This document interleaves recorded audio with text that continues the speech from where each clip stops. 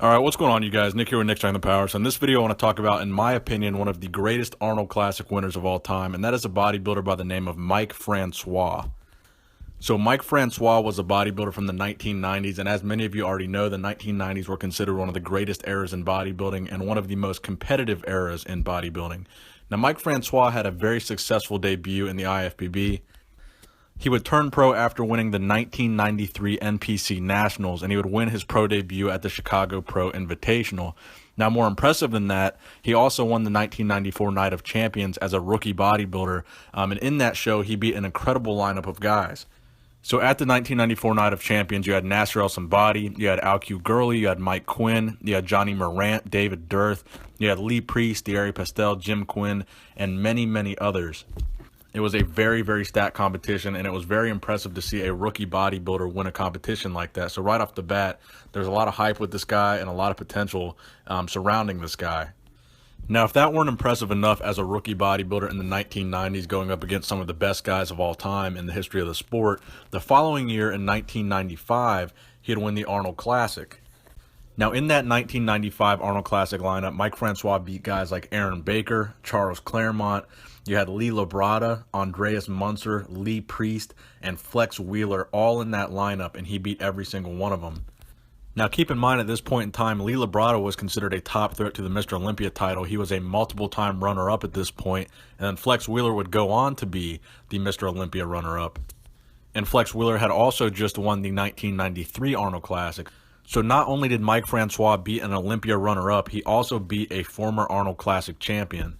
And this was only his second year as a pro bodybuilder and only his third competition in the IFBB. So he beat some of the major players of the 1990s just right off the bat. So Mike Francois would go on to place 7th at that same year's Olympia in 1995. So his first Olympia ever, placing in the top 10, a very successful showing for him. But then following that year's Olympia, he would have some bad luck at the Olympia in 1996, placing 11th and also placing 11th at the 1997 Mr. Olympia. But he did place within the top 3 at the 1997 Arnold Classic. Now that brings me to the reason why I'm making this video. So while he was training for the 1998 Arnold Classic at the age of 33 years old, he was forced to quit his prep and pull out of the competition just 2 weeks away from the Arnold Classic due to ulcerative colitis, which ended up causing him to retire from pro bodybuilding at the age of 33. So the reason I say he's one of the greatest Arnold Classic champions ever is, number one, that first Arnold Classic he won, coming in as a second-year bodybuilder, beating the guys that he beat.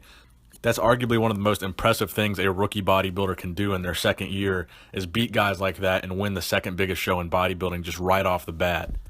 I mean, if you imagine it today, it would be the equivalent of a guy winning nationals and out of nowhere winning the Arnold Classic next year. I mean, when you think about the prestige of the Arnold Classic today and you're talking about the guys that you think are going to win it, we're talking about the Dexter Jacksons. He's been in the sport for 2 decades. The Dennis Wolfs, he's been in the sport for well over a decade.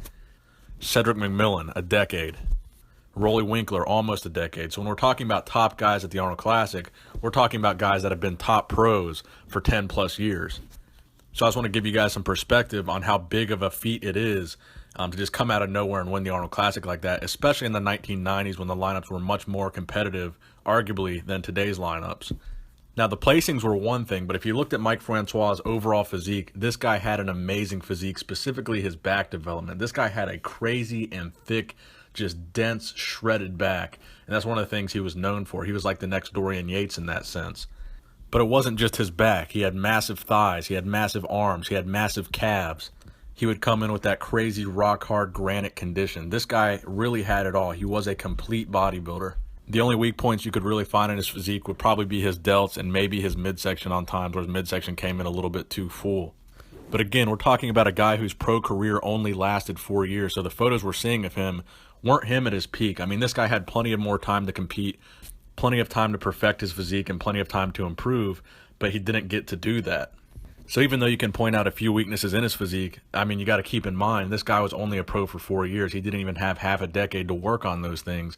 So had he had time to improve, had he had time to train and compete and really perfect and peak his physique, who knows what he would have been able to go on and do, especially on the Olympia stage. I mean, again, he retired at the age of 33, and guys today, Phil Heath, late 30s, Dexter Jackson in his 40s. Sean Roden, I believe, is almost 40 as well. Kai Green, also over 40. So the point there is these guys are all placing very highly at the Olympia. These are top 3 guys, and they were nowhere near 33. I mean, they were much, much older than 33. So this guy, had he had time to continue to compete and perfect his physique up until his late 30s or even his early 40s, who knows? He could have even won a Mr. Olympia competition. So that's why I say he's one of the best Arnold Classic winners, because of that unrealized potential, because of that initial win. I just think he's one of the greatest of all time. So let me know what you guys think in the comment section below about Mike Francois. Thank you guys for watching the video, and please give it a thumbs up if you did enjoy it. Nick Strength and Power, signing out.